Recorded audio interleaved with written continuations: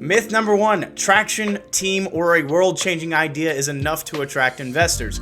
While they are definitely bonuses in the eyes of investors to have these facets in your business, they are not necessary to raise capital. Having a compelling story that is built on a narrative that tells your solution in a sequence of events can be enough to persuade investors to fund your startup.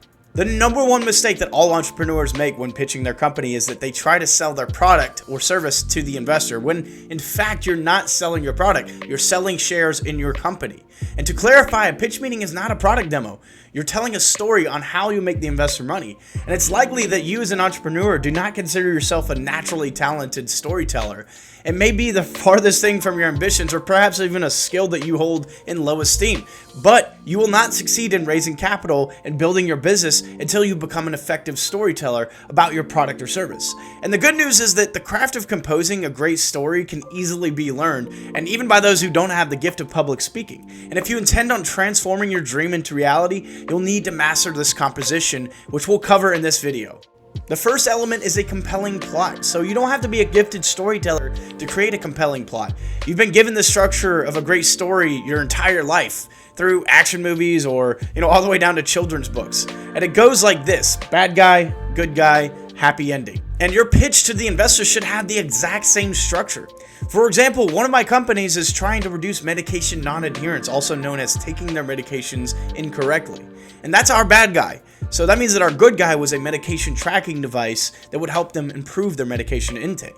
This would result in fewer overdoses, underdoses, and medication neglect, ultimately leading to fewer emergency room visits and fatalities. That would be our happy ending. So this is how our pitch would go. Medication mismanagement leads to millions of emergency visits and deaths per year. With TrackMed, we help patients track their medication usage in order to reduce overdoses, underdoses, and neglect by 23%. The next element of your story should be factual substantiation of the plot. So now that you've captured the investor's attention with a solid story, they'll typically go out or ask you for research and numbers that support your hypothesis. And you have to be careful not to tell them a fiction with no factual substantiation, or you'll be turned down and possibly blacklisted if you're telling straight lies.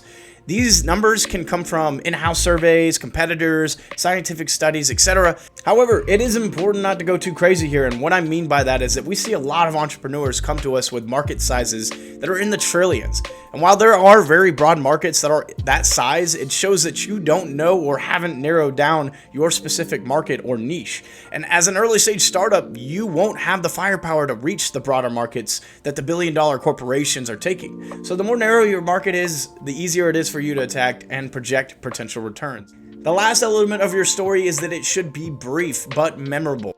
I really like to quote from a Twitter executive when they were asked, "What does Twitter do?" And the answer was, Twitter moves ideas around.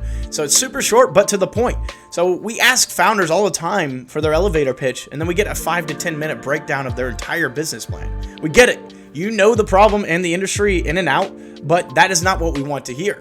Look at it from the investor's perspective. If you're taking hundreds of pitch meetings per month, the pitches start to blur together, but if you can convey what you do in a relatively short but impactful way, it'll stick better for the investor that you're talking to. And a really important note here is do not use industry jargon to make yourself seem smarter. You're not impressing anyone, and you're only going to confuse the investor because they're going to ask more questions about what you mean with XYZ rather than the problem that you're trying to solve. So for our company TrackMed, we simply said, we track medication usage. Try not to overthink it, keep it simple and short. So in conclusion, great business stories get funded, and they share these three essential elements: a compelling plot, factual substantiation of that plot, and brevity. If you can master these three elements, then you can raise capital, and this will also shorten the time frame and prevent you from getting unfavorable terms. This also help you discover how to find an investor who will be a great long-term partner.